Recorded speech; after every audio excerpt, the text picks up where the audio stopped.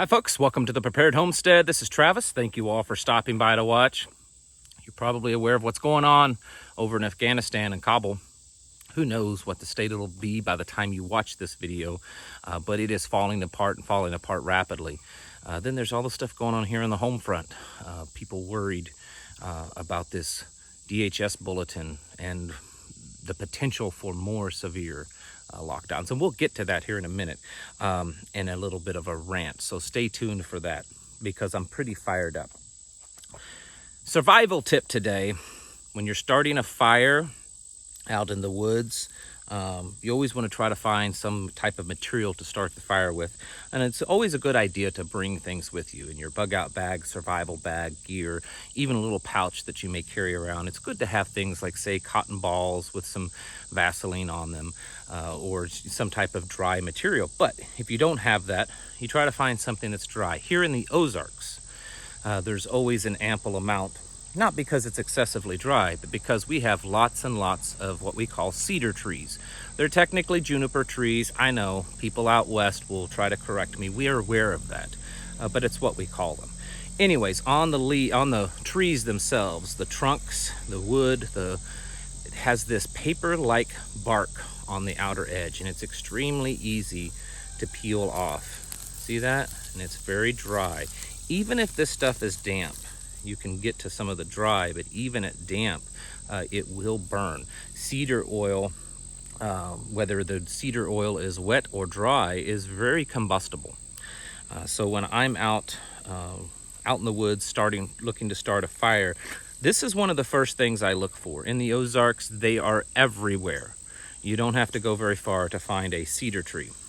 And I have had a lot of success over the years of starting a fire when everything is wet. In fact, I typically, a few times a year after a good rainstorm where everything is wet, I go out in the woods and I attempt to start a fire with just what's around me, because I want to keep that skill honed on how to start a fire in a wet environment. And this cedar stuff, this paper-like bark on the outer bark, is excellent for that. In fact, when I'm walking around in the woods, regardless if I'm going into camp, hike, or just a little stroll for that day, I typically, as I'm walking by a tree that has a bunch of this, peel some of it off and I stick it in my pockets, just in case I get lost, in case I need to start a fire, then I have something with me already. So there's your little tip for the day. All right, Afghanistan. Talk about that for briefly. I know I made a video last night. Everyone else is making videos, but I'm going to take this kind of stuff and segue into my little rant. So if you'll just bear with me, we'll get to all that. Afghanistan is falling apart. It has fallen apart. It's fallen. Whether it's officially, acknowledged, it's fallen. As of the making of this video, the latest reports were that the airport where they're trying to evacuate American citizens and other people is completely surrounded, and there's video of shells being lobbed into the airport. I won't go into all the great details. This is a complete it's a complete mess up. I mean, FUBAR and to the worst. At least we no longer have just Saigon as a reference to when America can epically fail militarily. The reports are coming out very rapidly. People are being told to no longer come to the embassy. Americans and people that need to be evacuated, they're being told to shelter in place. The Taliban has said that they will not give any longer time period for the Americans to evacuate, that they are either out at a certain time or the invasion will begin.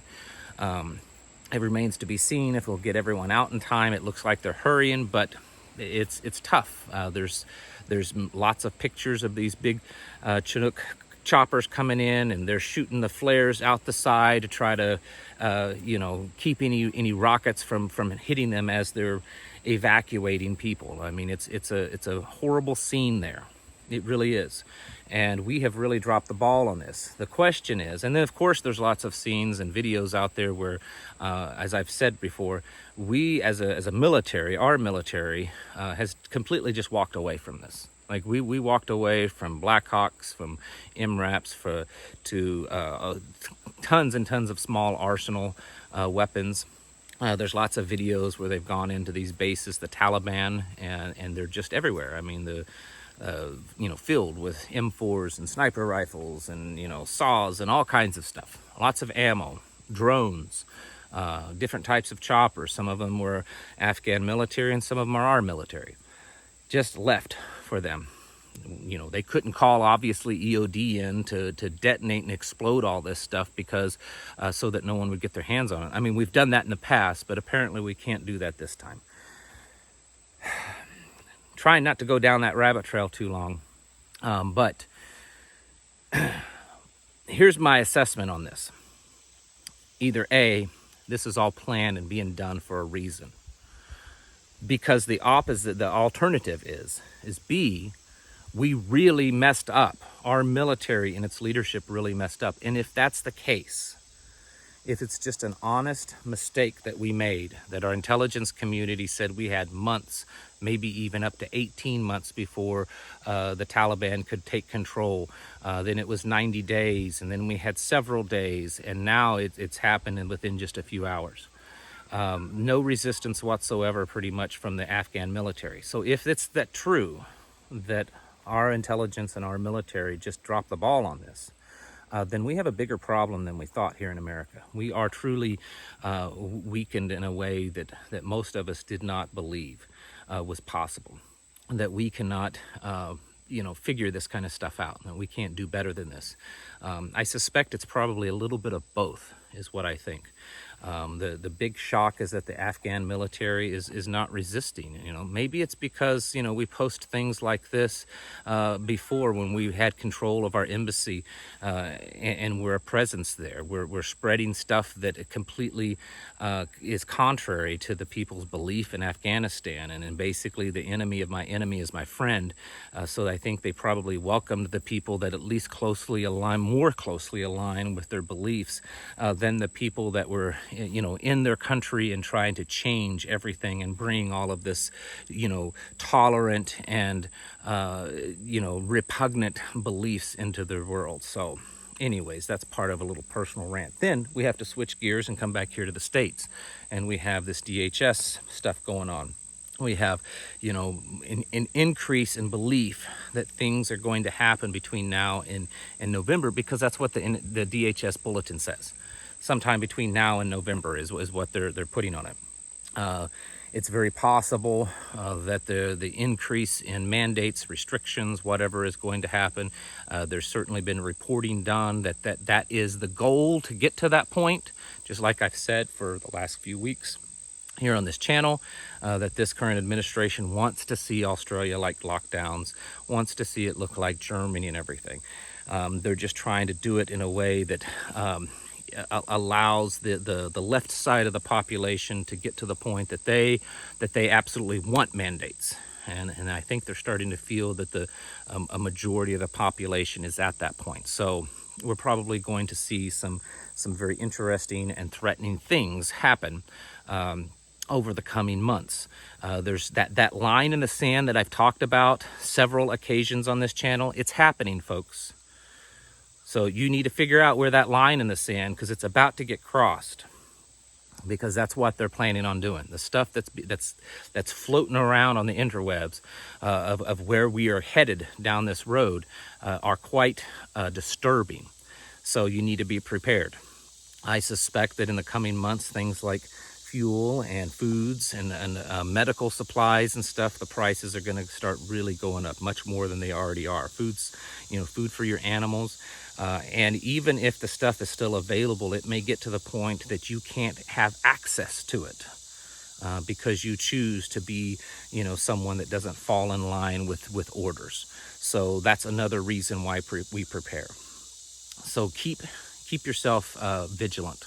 I think right now we are still living in a gray man period. I do not advocate violence unless it is completely thrown at you and you're in a corner. I do not advocate open public resistance, not at this point. I think we're still living in a gray man world that would benefit us. But it doesn't mean that we will stay there. We will most likely and very possibly enter a world, enter a time period where resistance, open resistance, is the only way that we can survive. Which brings me to my rant. I have talked about this before, and more everything I see just completely confirms my beliefs in this, that we live in a very weak world, especially here in the United States. This thing that's happening in Afghanistan only makes us an even bigger joke around the world. China is already capitalizing on it, and they're already working out some type of deal with the Taliban to recognize their control in Afghanistan. And of course, China wants to put their Silk Road Railroad right through Afghanistan, so it's going to be mutually benefited. And in the end, it's going to make us look like a bigger joke and a bigger bigger weakness than what that was perceived even before. We live in a weak world. You can get online and you can just see how Americans, the weakness is just there. We have accepted so much of this disgusting and repugnant ideas, this woke tolerance. We have beat down manhood and masculinity and courage and aggression and toughness for so long that it hardly exists anywhere. And I don't know if I'm going to show the video because YouTube does not typically like showing violent videos. So I may not do it. If you want to see it, just let me know, and I can. It's all over Twitter. Okay, it's not a big thing to find. It's in reference to over the weekend or these past few days, there's been Antifa versus the right, the people that don't want this kind of conflicts in LA.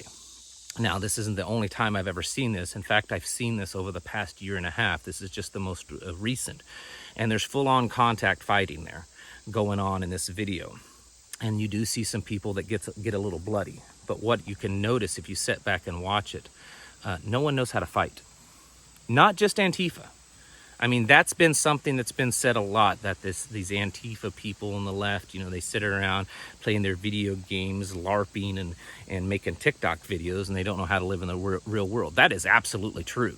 I've seen it with my own eyes. I've met with people. I've seen people in the real world with my own eyes. That's an absolute truth. The problem is that too many people on the other side, they don't know how to do it either. And if you watch in these videos, these clashes, it's ridiculous. No one knows how to fight. No one knows how to be tough. No one knows how to be a man. These are things that a century ago were just taught to children. You taught your boys how to fight, and they had scuffles with other boys and even their siblings, and that was okay because it made them tough. It's kind of like when you have dogs and the puppies do the little fighting roughhousing. You allow them to do it because it's teaching those dogs to be tough, or whatever wild animal that does it when they're young bear cubs. It's teaching them to be tough and how to actually fight someday. Except here in America, we've stopped all that. All kinds of violence is bad. All kinds of aggression, any type, doesn't matter. It's all bad. We have to completely whitewash it from our society. And we've welcomed in this idea that absolute femininity is best. And I'm not downplaying women or feminism. I'm saying there has to be a balance there. Women can be tough too. That's not what I'm saying. I'm not saying they cannot. What I'm saying is we're completely out of balance, that there is no longer any kind of masculinity. There's no courage. There's no moral character. There is no toughness. Violence, on any type of violence, is looked upon as bad. And as we all know, that sometimes violence is the only answer, and violence is necessary to protect what you love and what you have, and to protect your way of life. Should not ever be the first thing that you do. but sometimes it's the only thing that you can do. And we have to teach that to our children. We have to encourage them to be tough, to encourage them to be able to actually interact with each other in the real world. So many of these people, their only interaction is online in front of a screen somehow, and they don't even know how to interact with another human being.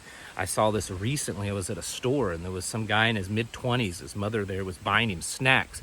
And I don't believe that this person had any kind of mental incapable, problem. Sorry, I can't think of the word. It's not coming out of my mouth anyways. But I don't believe that was the case. I believe the person just wasn't capable of interacting with human beings. He was so awkward in the way he spoke and acted. And you could obviously tell this full-grown man was just not very tough. He did not carry himself as a man. And this is not the only example I can think of. I see this all the time. I'm sure many of you have also. There's no longer this desire for young boys and young men to actually be tough and to be manly. We've lost that. We've created this kind of fake manliness that, you can have a fancy little beard and expensive clothes that kind of resemble a tough guy's clothes and look like this, very well manicured and spit shined, lumberjack. But inside, you're not really a tough guy. And this is the world that we live in, We've created good times, and those good times have created weak men. And we're seeing that. There's a video that was floating around a week or so ago or a few days ago of training, military training. and it was some training that I've actually received myself also. And the person, the military person that was receiving this training started breaking down and crying. And was not able to complete the training, at least not to the level that I felt that they should have. And when I was going through that training, if someone had done that very same thing, they would have not been considered completing the training scenario. This is where we're at, because we have welcomed this woke military. We're not focused on being tough. We're not focused on our training and our skills. We're focused on being all-encompassing and tolerant of everyone. And then what segment of society is the one segment that's being alienated, segregated, and being demonized? It's the conservative, the right, the traditional valued people. And they're being separated as this danger to society, and we need to get rid of them. Hence the DHS bulletin that's out there. Because it started off that everyone, they were, Trump supporters were bad. And then we went from Trump supporters to, these patriotic extremists. And now it's the people that don't want to get this crowd. They're all being lumped together as extremists. This is the world that we live in, folks. And it's a very, very sad world that we live in. And I predict, as I've said before, we are watching the beginning of the end. It is collapsing around us. Where this will end, I don't know. Who will be the victor in the end, I don't know. But I can tell you this, you need to toughen up. You need to teach your children to toughen up. You need to be prepared. You need to be prepared to live isolated outside of the rest of the world, because it could easily get to that point. And it could happen actually quite rapidly, faster than you think. If you look at the things that's happened around the world in other countries, you're going to have to make that choice at some point. Are you going to give in and fall in line, or are you going to resist and risk losing everything? I know that's a tough decision to make. And many of you, I've even seen people on this channel say, yeah, well, you shouldn't, do those kind of things because you do have a family to take care of. That's right. I do have a family to take care of. But what legacy am I leaving them? What am I teaching my children and teaching the ones that I leave here by completely giving in and capitulating to their, devious and evil authority? My opinions have always been that I would rather fight that battle today than to leave that battle to be fought to my children. And that may differ from some of you. But I'm telling you, folks, we are inching our way, and more than inching our way towards that world and towards that time. And we're seeing the signs all over. It's almost like there's just this ominous strange feeling that's going on. Things going on in Afghanistan, strange weather and geological things going on all over the world. We've got a White House that's been eerily silent while there's an obvious effort to impose strange and terrible, potentially terrible restrictions on the American people. And if you notice in their language, they're not talking about doing this to everyone. They've been very distinctive. Even people on the right, even people that's been opposed to this up till now on the right, has said, yes, well, we don't want to do it to everyone. Only the people that didn't get this.